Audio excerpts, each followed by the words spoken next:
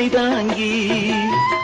அண்ணன் என்பவன் இடிதாங்கி அவன்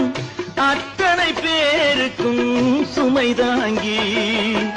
துணைவன் என்பவன் கண்ணாடி அதை சொல்லால் அடிப்பவள் பெண்டாட்டி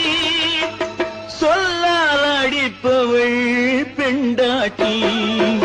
சத்தியத்தின் சோதனைக்கு எத்தனை பேர் போட்டி தர்மம் என வாட்டுதம்மா சொந்தங்களை காட்டி தர்மம் என வாட்டுதம்மா சொந்தங்களை காட்டி அத்தனையும் தாங்கிவிட்டேன் சக்தியினை கூட்டி ஆண்டவனும் சேர்ந்து கொண்டான்